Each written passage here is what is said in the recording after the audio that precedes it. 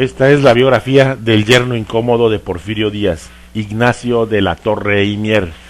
José Ignacio Mariano Santiago Joaquín Francisco de la Torre y Mier fue un empresario político y hacendado mexicano que es recordado por estar emparentado con la familia del presidente Porfirio Díaz, al estar casado con la hija mayor de este, Amada Díaz.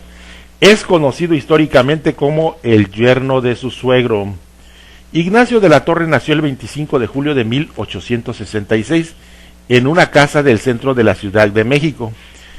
Era el menor de los 7 hijos del empresario garitano de azúcar Isidoro Fernando José Máximo de la Torre Carsi, fundador de la casa Hecker Torre y Compañía, responsable de emitir los bonos que serían pretexto de la segunda intervención francesa, y su esposa María Luisa de los Ángeles Mier Celis. Entre sus descendientes indirectos por parte de su hermana Susana se encuentra el príncipe Reinero de Mónaco y el actual soberano de Mónaco, Alberto II.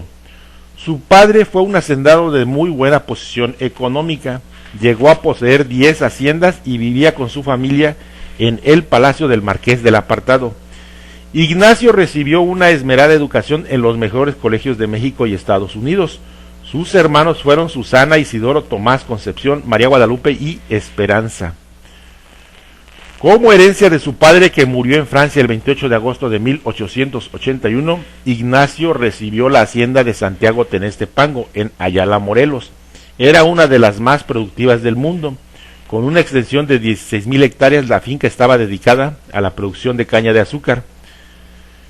Ignacio tenía una casa de comercio con la que canalizaba hacia el exterior la venta de sus productos, lo que hizo que se ganara el afecto del presidente Porfirio Díaz y de varios funcionarios públicos. De la Torre además era propietario de la hacienda de San Nicolás Peralta en Lerma, Estado de México. El 16 de enero de 1888 se casó con Amada Díaz, hija predilecta del presidente Porfirio Díaz, nacida de su relación con una indígena del estado de Guerrero. Ignacio resultó no ser tan buen esposo como aparentaba. El matrimonio de la Torre Díaz estuvo condenado al fracaso, pues de la Torre escandalizaba a la sociedad y a la familia presidencial por sus costumbres homosexuales y sostener relaciones licenciosas. Con el apoyo de su suegro fue electo diputado tiempo después de casado. En 1892 fue nominado candidato a gobernador del Estado de México, pero de la Torre retiró su candidatura ya que recibía ataques por su reputación de homosexual. Amada e Ignacio no llevaron una vida matrimonial feliz. Él vivía en una de las salas de su mansión de Reforma y solo se acompañaba cuando debían presentarse en los actos de sociedad y los del protocolo presidencial. Se cuenta que en cierta ocasión en la que el presidente Díaz estaba en su domicilio visitando a Amada, de la Torre llegó ebrio e insultó a su esposa. La reacción del presidente no se hizo esperar y le puso una brutal golpiza. El baile de los 41, un hecho muy conocido en esa época. El 18 de noviembre de 1901, la policía realizó una redada en lo que llegaría a conocerse como el baile de los 41, una fiesta gay en la que la mitad de los hombres estaban trasvestidos. Corrió un rumor de que en realidad habían sido 42 los detenidos, siendo precisamente el número 42 Ignacio de la Torre y Mier, que habría sido salvado de ir a prisión por ser yerno presidencial. Zapata fue consentido caballerango. En 1906, Ignacio conoció a Emiliano Zapata en el corral de la hacienda de San Carlos Borromeo. Sabiendo de los conocimientos en caballos que tenía Zapata, pidió referencias de él y lo llevó a trabajar durante 6 meses a la capital como caballerango mayor en su mansión de Reforma. Poco después Zapata regresa a Nenecuilco, resentido de ver que los caballos desde la Torre y Mier viven mejor que los campesinos de Morelos. Meses antes de la revolución, la hacienda de la Torre estaba valuada en 1.300.000 pesos.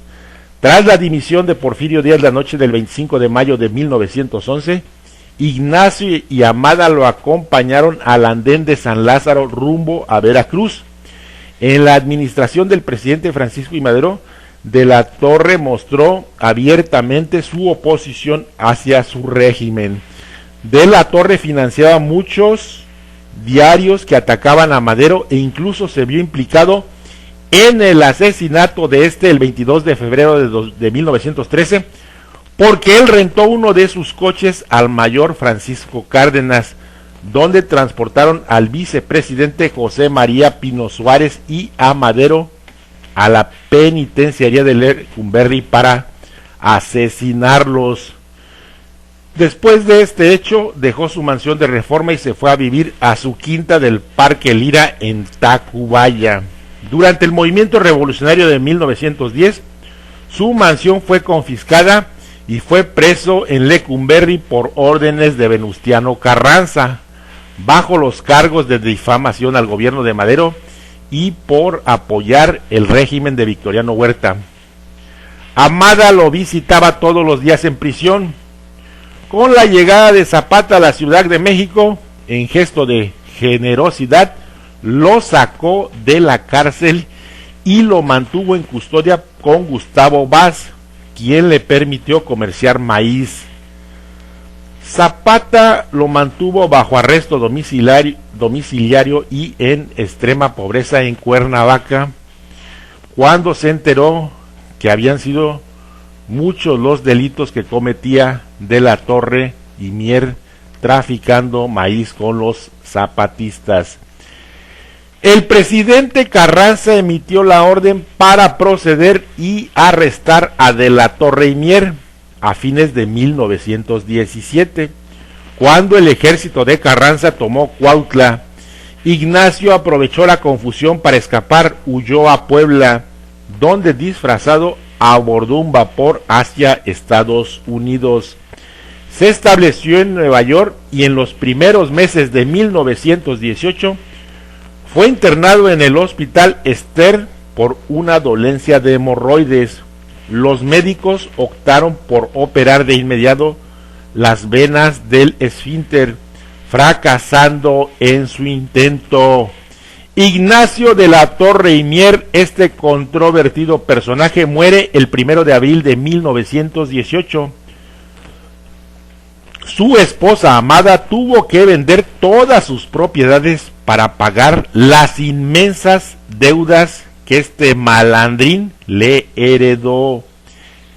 Esta es la historia de un nefasto personaje que era yerno de don Porfirio Díaz y que se llamó Ignacio de la Torre y Mier.